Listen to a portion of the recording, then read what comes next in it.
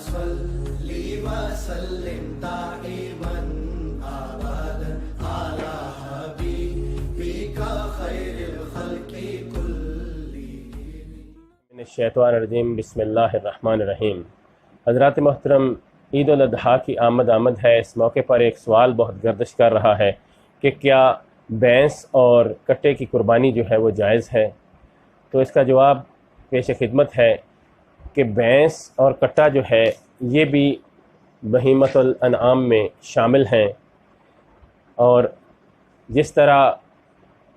گائے اور بیل جو ہے وہ قربانی کے لیے جائز ہیں، اسی طرح بھینس اور بھینسا اس کی قربانی بھی جائز ہے۔ اور جو بھینس اور بھینسا ہے یہ ایک طرح کی گائے کی ہی ایک قسم ہے۔ اس کو لغت والوں نے بھی یہی کہا ہے کہ الجاموس من نوع البقر، کہ یہ جو بھینس ہے یہ گائے کی ہی ایک قسم ہے۔ اور اسی طرح یہ قول ہے کہ الجاموس بمنزلۃ البقر، کہ یہ جو بھینس ہے، جاموس ہے، یہ بکر کی ہی طرح ہے۔ تو حضرات محترم، اس لیے بھینس اور بھینسے کی قربانی کے اوپر تقریباً تمام ائمہ محدثین کا اتفاق ہے کہ یہ گائے کی قسم ہے، اور جس طرح گائے کی قربانی جائز ہے اسی طرح بھینس اور بھینسے کی قربانی بھی جائز ہے۔ تو اس کے اوپر ایک سوال اور اعتراض کیا جاتا ہے، وہ یہ کہ حضور اکرم صلی اللہ علیہ وسلم نے بھینس کی قربانی نہیں کی، بھینسے کی قربانی نہیں کی، اس لیے ہمیں بھی یہ نہیں کرنی چاہیے۔ تو اس کا جواب یہ ہے کہ عرب شریف میں اس وقت بھینس اور بھینسے جو تھے یہ نہیں پائے جاتے تھے،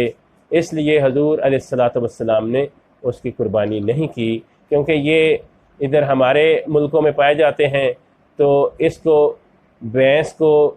گائے کے اوپر ہی قیاس کر کے محدثین نے حکم لگایا ہے کہ جس طرح گائے کی قربانی جائز ہے اسی طرح بھینس کی قربانی جائز ہے۔ تو اگر یہ کہا جائے کہ حضور نے یہ قربانی نہیں کی، تو پھر اس کا ایک جواب یہ بھی بنتا ہے کہ حضور نے تو بھینس کا گوشت نہیں کھایا، حضور نے بھینسے کا، کٹے کا گوشت نہیں کھایا، تو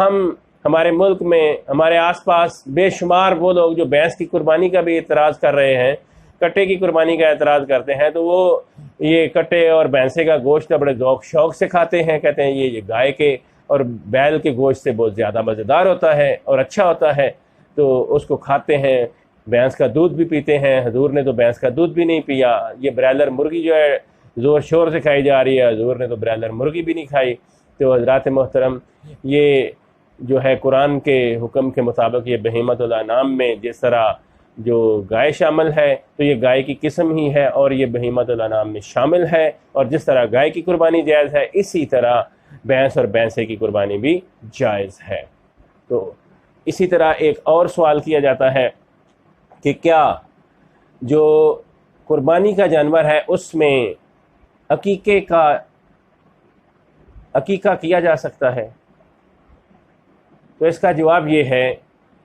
کہ جو قربانی کے جانور ہیں وہ دو طرح کے ہیں۔ ایک وہ کہ جن میں ایک حصہ، مطلب ہے کہ ایک ہی آدمی کی طرف سے وہ قربانی ہوگی اور اس میں ایک سے زیادہ شریک نہیں ہو سکتے، جیسے بکری، بکرا، دمبا، چھترا، بھیڑ وغیرہ، ان میں کوئی دوسرا آدمی شریک نہیں ہو سکتا، صرف ایک بندے کی طرف سے یہ قربانی ہوگی۔ تو جب یہ ایک آدمی کی طرف سے ہوگی تو بکرے، چھترے اور دمبے اور بھیڑ کی قربانی جو ہے اس میں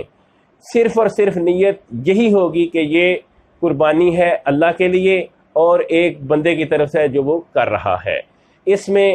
جو ہے عقیقے کی نیت ساتھ شامل نہیں کی جا سکتی، اور ان جانوروں میں عقیقہ جو ہے وہ نہیں ہو سکتا۔ یہ اگر کسی نے عقیقہ کرنا ہے تو وہ دو جو ہے جانور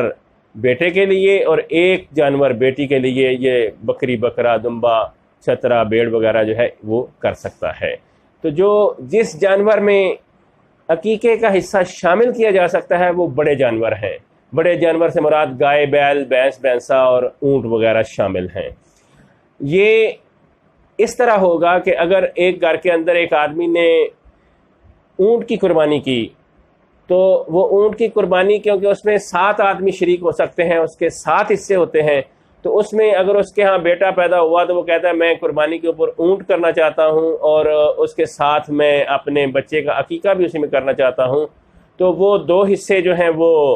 اس کے بیٹے کے عقیقے کے رکھ لے، اور باقی جو ہیں 5 حصے جو ہیں وہ اپنی طرف سے، اپنے گھر والوں کی طرف سے، جتنے بھی وہ باقی اپنے افراد کی طرف سے نیت کرنا چاہے، 5 افراد کی نیت کر کے وہ اونٹ ذبح کر دے، تو وہ اس کو قربانی کا ثواب بھی ملے گا اور وہ عقیقے کا ثواب بھی ملے گا، اور گوشت کی تقسیم اسی طرح کرنی ہے جیسے قربانی کا گوشت کرتے ہیں۔ تو یہ عقیقے کا مسئلہ ہے، اللہ کریم ہمیں اس کے اوپر بھی عمل کرنے کی توفیق عطا فرمائے۔ اور اسی طرح ایک اور سوال کیا جاتا ہے کہ بھائی جو گھر کا سربراہ ہے اگر وہ قربانی کر دے تو کیا پورے گھر والوں کی طرف سے قربانی ہو جائے گی؟ تو میرے بھائی اس کا بھی بڑا سادہ سا جواب ہے کہ قربانی جو ہے وہ گھر کے اعتبار سے نہیں ہے کہ آج یہ فلاں گھر کا ایک سربراہ وہ قربانی کر رہا ہے تو اس کے گھر کے افراد کی طرف سے بھی قربانی ہو جائے گی۔ قربانی اس شخص کے اوپر واجب اور اس کے اوپر لازم ہے کہ جو شخص صاحب نصاب ہو، تو اگر گھر میں باپ صاحب نصاب ہے تو اس کے اوپر بھی قربانی ہوگی، صاحب استطاعت بیٹا ہے تو اس کو بھی قربانی ہوگی، صاحب استطاعت بندے کی بیگم ہے تو اس کے اوپر بھی قربانی ہوگی، بیٹی ہے تو اس کے اوپر بھی قربانی ہوگی۔ یہ کوئی شرط نہیں کہ گھر کا سربراہ ہی جو ہے وہ قربانی کرے، اس کی طرف سے جو قربانی ہوگی سب کی ہوگی، یہ سب کی اس کی طرف سے قربانی نہیں ہوگی۔ قربانی اور ہوگی تو صرف اور صرف جو کر رہا ہے اس کی طرف سے ہوگی، اور وہ بھی نیت کرے، کہیں وہ یہ نیت نہ کر لے کہ میرے